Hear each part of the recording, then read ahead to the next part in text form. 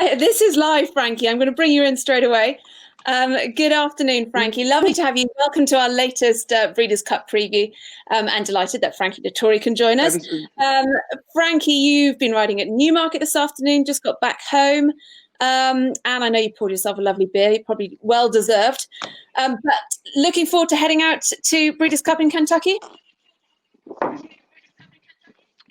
I am actually. I had a couple of rides today just to keep myself in shape. See, I got the theme like the Breeders' Cup hat from last year, and I will be heading off on Tuesday. I am gonna have one more ride on Monday just to keep my limbs in shape, and yeah, I'm gonna fly to Keeneland Tuesday. It will take me all day to get there, so I suspect I'll be on the track on Thursday morning to help some of my Breeders' Cup horses. What's Keeneland like as a jockey? What's it like to ride at? I mean, I know you're a big fan of the Californian Sun for the Breeders' Cup, but as a host track for the Breeders' Cup, what do you make of Keeneland? I think we were very unlucky 3 years ago when I rode Golden Horn. The ground was, it rained a lot and the ground was very soft. It kind of spoiled the races for us turf jockeys, but it looks like we're going to have a bit of a dry spell. And so I think the ground condition on the turf is going to be good. And yeah, I'm looking forward to it. It's a pretty sharp track from an American track. It's not like Churchill Downs or Belmont. So horses have to be well drawn. They got to have speed, and that's it. But, it's a pretty fun track to ride, to be honest with you. We'll get on to your rides in just a minute, but how many Breeders' Cups have you ridden at? Because I saw your first win was in 1994, but you must have been out there before then. I did 4 winters in California when I was a teenager, so I pretty much got very familiar with the American tracks, and it paid later on in life that for my experiences in the American tracks, and yeah, I'm something that I worked on as a young boy, and it's paid off. And do you then, therefore, you obviously enjoy going back to America each year for the Breeders' Cup, but you've got plenty of fans in the UK and in Europe. Do you find that you're as recognised over there as over here? Only because I've been doing it a long time. And I've been part of the furniture of the Breeders' Cup for so long, a bit like Mike Smith. I really enjoy coming to the Breeders' Cup. I am very friendly with everyone, but I feel like I'm representing Europe, so it's a little bit of a Ryder Cup atmosphere, and but in a good way. We are, and I feel like when I go out to America, I'm representing Europe, and I want to try to win as many races and try to be the Americans. I think that's what makes me tick. And but like I said, it's all done in a good banter. I'm good friends with Johnny V and Mike Smith and the rest of the American jocks room. So I have no grudges with anyone. But I think it is a very good competition that we have. And you got to take your hat off to Breeders' Cup that they invented this beautiful criteria of racing what can cater Europe and America at the same time, and now over 30 years that this has been going on, and it's been a success, and that's why year in and year out we are bringing our best horses there. Obviously, I took Golden Horn and Enable in the last few years, so they don't come any bigger than that. Yeah, Enable winning the Turf a few years ago, that probably stood out for me in terms of Breeders' Cup memories. You've got 14 victories in the championships. What's your best memory from the Breeders' Cup?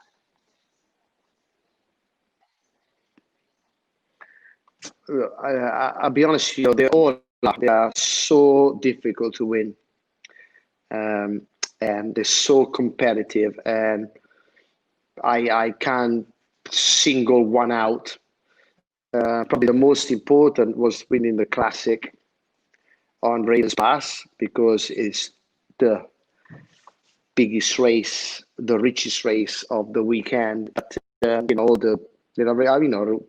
at the champions in a row, from the Fantastic Light, the Ouija boards, Enable. I mean, it's just, and I promised, Bath here, and so it's been a great journey, and may not continue, and again, I'm coming to Keelan with some decent Booker rides, and yes, I'm super excited.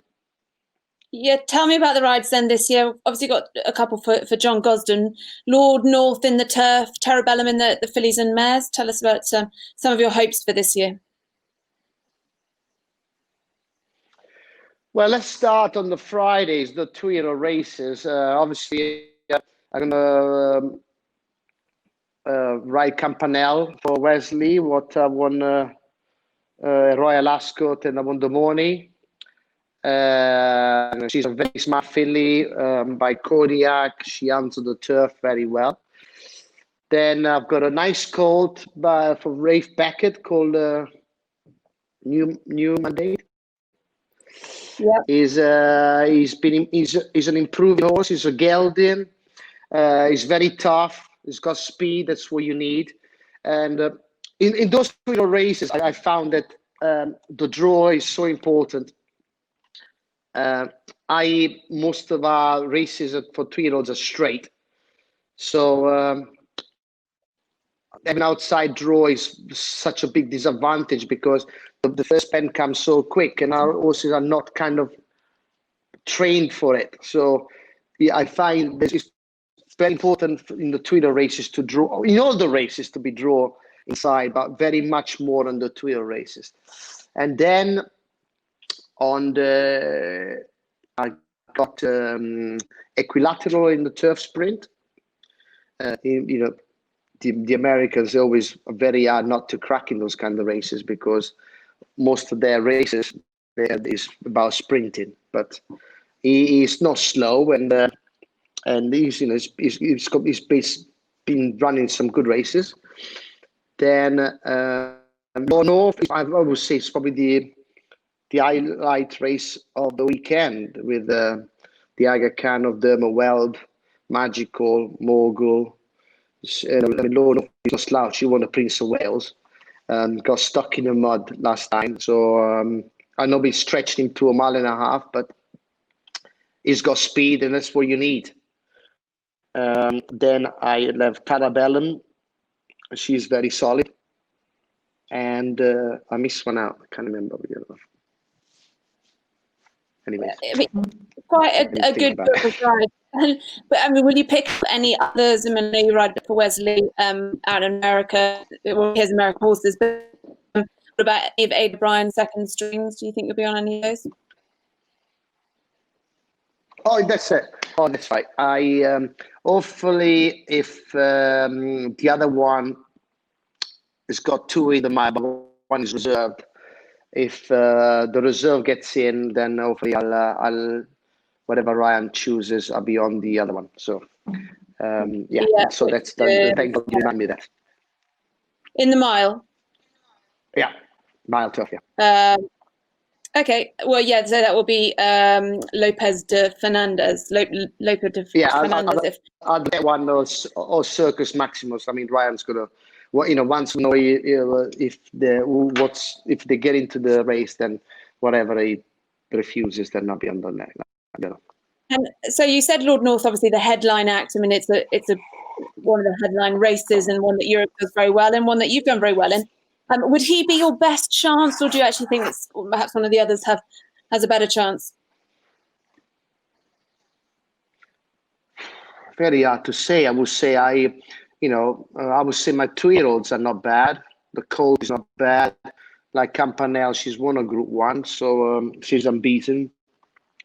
I mean, Lord North, he's his first time over the trip, and he's taking on some serious Group 1 horses. So even if I do fancy my chances, it'd probably be the hardest race of the week. But nevertheless, he's the shot. But like I said, if I have to, now that I'm sitting here thinking, if my 2 kilos probably be my best chances for the week. I'm just hoping for a good draw, like I said, and a good trip. They both of the 3 years right, they're proven, they're group winners, so they're not there just for the beer. They're there to make a good account of themselves. And for you though, heading out there, I mean, 2020 has been completely different for everybody, but you enjoy performing for a crowd and things. It's going to be very different. Do you still get as much of a buzz about winning these big races? Listen, I'll be honest with you, it is not nice. I rode in the Arc, I rode the Champions Day. It takes. Our horses and the crowds go hand in hand. But once you walk into those starting gates, everything just goes out of the window. You are in championship races. You are riding the best thoroughbred of the world. And you want to try to win. So competition is always very high. That's what we, never mind the horses bred to run, we are bred to ride them horses as well. We've been doing it for years. It's quite a bit sad, and if you happen to win one of those races, then it's nobody there to share the joy with. But we are providing the world of racing with some good racing, and we've been very lucky that we can still do it. And even if it will be different, we'll do our very best. So the American audiences can still expect a flying dismount then if you get a big win next week. Well, I did it in Royal Ascot this summer without a crowd. It was quite weird because I was just jumping into an empty grandstand. So I think TV were pushing me to do it, and why not? Adrenaline was pumping, why not? But I'm very much looking forward to it. The Breeders' Cup has been part of my life for the last 25 years. I've seen some great champions, some great races, some dramas. I mean, amazing. So it's got everything, the Breeders' Cup, and it is one of the most important meetings of the world's racing. So I'm looking forward to it. I'm part of it, and I'm happy that I'm part of it again. Absolutely. It is certainly one of the biggest meetings of the season. Thank you very much, Frankie. Have a lovely afternoon. Enjoy the beer. Enjoy the rugby if you're watching that. And sad not to see you out in Keenan. But good luck. And we'll see that flying dismount. So thank you, Frankie. And just a reminder, as you can see on the bottom of the screen, for all your Breeders' Cup coverage, visit America's Racing, bestracing.net. But from Frankie and I, it's a very big goodbye and good luck to Frankie next week.